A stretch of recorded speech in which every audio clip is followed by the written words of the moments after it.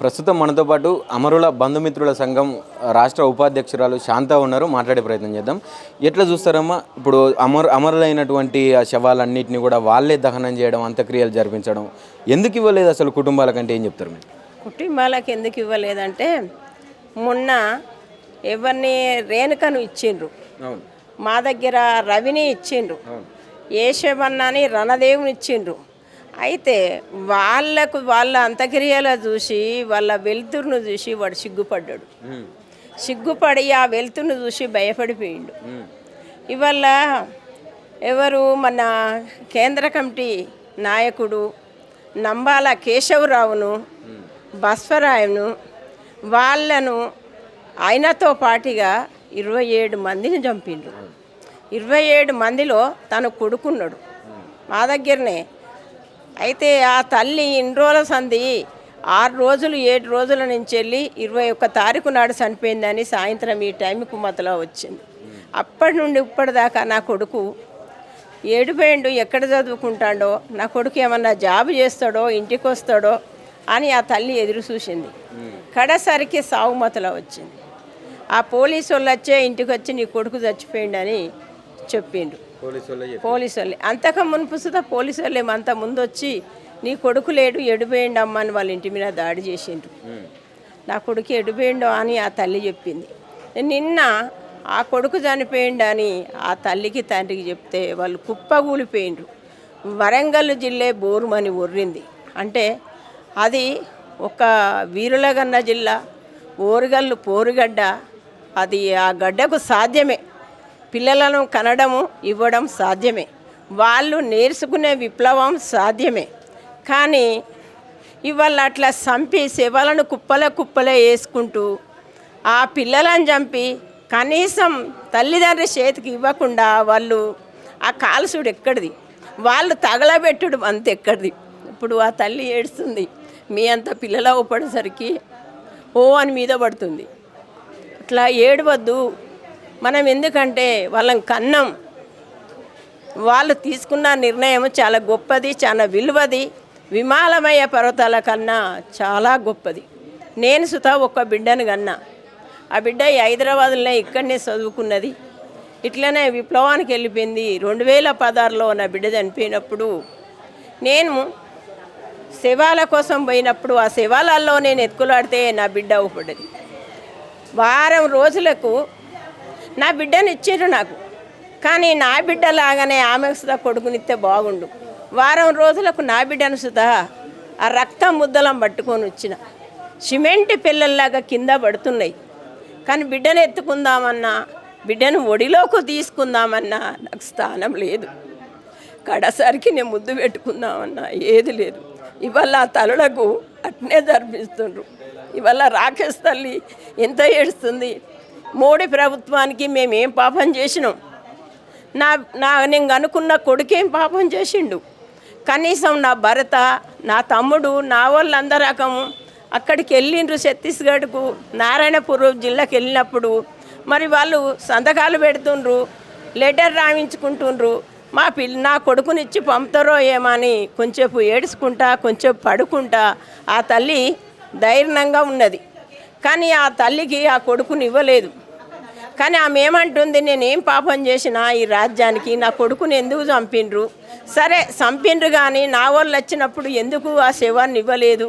ఆ శవాలను ఎందుకు అట్లా పెట్టిండ్రు? ఇవ్వనని చెప్పి మా వాళ్ళు ఇటే రాగానే ఎందుకు తగలబెట్టిండ్రు? ఎక్కడ హక్కున్నది రాజ్యానికి? కన్న తల్లి ఒడి జాపినప్పుడు, ఆ ఒడిలో ఆ కొడుకుని వేయనప్పుడు ఇంత తల్లులు, ఆ ఒక్క తల్లి కాకనే ఆ 27 మంది తల్లులు, తండ్రులు, వాళ్ళ కుటుంబము ఎంత శోకం పెట్టవచ్చు వాళ్ళు. కానీ ఆ శోకం ఏందో కానీ ఇవాళ కేంద్ర బలగాలకు తెలుసు, కేంద్ర బలగాలను నడిపించే నాయకునికి తెలుసు. ఇవాళ ఆయన ఎవరు? వంశీ. ఆయన సుత వీళ్ళందరి కాకము ఆ తల్లికి రేపు ఇవాళ కాకున్నా రేపైనా ఒకరోజు చెప్పవలసిందే. వాళ్ళు మీ పిల్లల చంపినాం కానీ అమ్మ, మీ పిల్లల మీ చేతికి ఇవ్వలేదు, మేము మమ్ముల క్షమించండి అని అడుగుతారు. ఒక్కరోజు కాకున్నా ఒక్కరోజు. ఇవాళ ఏ తల్లి కొడుకైనా, ఏ తల్లి బిడ్డ అయినా యాక్సిడెంట్లో చనిపోయినా మరణించినా కానీ వాళ్ళది సుత సావే. నా కొడుకు ఇప్పుడే చెప్పింది ఆమె, నా కొడుకును నేను అన్నందుకు గర్వపడుతున్నా, నా కొడుకు తీసుకున్న నిర్ణయం చాలా గొప్పది, ఆ స్వీటు చాలా విలువగలది, విమాలమయ పర్వతాల కన్నా చాలా గొప్పదని ఆ తల్లి కన్నీరు మున్నీరు శోకంతో ఆ తల్లి ఇక్కడికి వచ్చింది. నా కొడుకు బూడిదన్న నాకు అప్పచెప్పుండ్రు అంటుంది. నా కొడుకును కాల్స్తే నేను కనుక్కున్నందుకు ఆ బూడిదాన్ని ఇస్తే నేను చూసుకుంటా.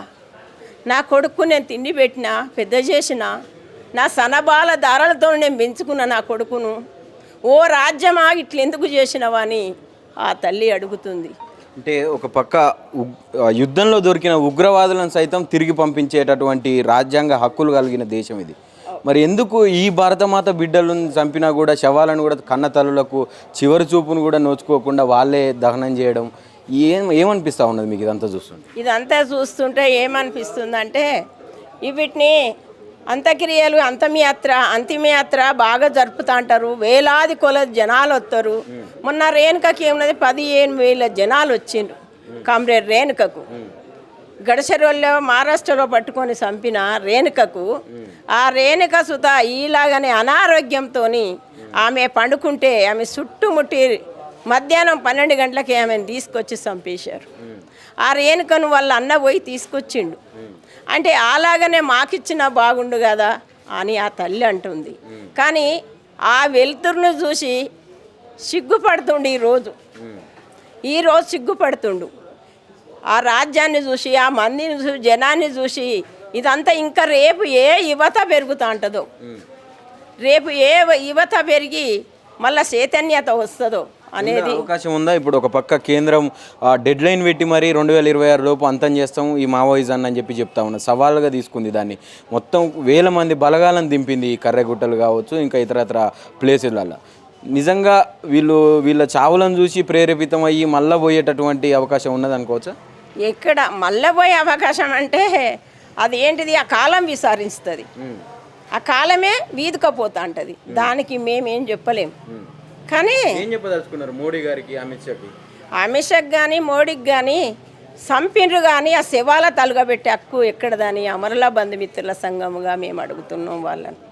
అట్లా సంపదు ఎవరి బిడ్డనైనా వారి బిడ్డకు అప్పచెప్పాలి, ఎవరి కొడుకునైనా వారికి అప్పచెప్పాలి. 2016లో మార్చి 1 తారీఖున నా బిడ్డను నాకెట్లు ఇచ్చిండ్రో వాళ్ళకు సుతా శవాలు ఇస్తే బాగుండనేది నాకు అనిపించింది. ఆ తల్లి ఒకటే ఏడుపు. మేము ఆ తల్లితోనే 6 రోజుల సుంది మా అమరుల బంధుమిత్రుల సంఘం వరంగల్లో ఆ తల్లితోనే ఉంటున్నాం. ఆ ఏడుపులు చూస్తూ ఉంటే కానీ ఇవల్ల ఆయన అల్పిరి సంఘటన మనసులో పెట్టుకొని నారా చంద్రబాబు నాయుడు ఇవాళ ఈ పవన్ కళ్యాణ్ ఈ శివాలే ఇక్కడికి రావద్దు. అంటే ఒక పక్క పవన్ కళ్యాణ్ చెగువేర వారసుని చెప్పిండు, గతంలో అన్నల ప్రేమికుని చెప్పిండు, నక్సలైట్ల ప్రేమికుని చెప్పిండు. అది అవన్నీ పేరు చెప్పుకోనీకే, అవన్నీ చెప్పుకోనీకు సిగ్గు అని అంటున్నాం మేము. అవన్నీ చెప్పుకోనీకు సిగ్గు అంటున్నాం.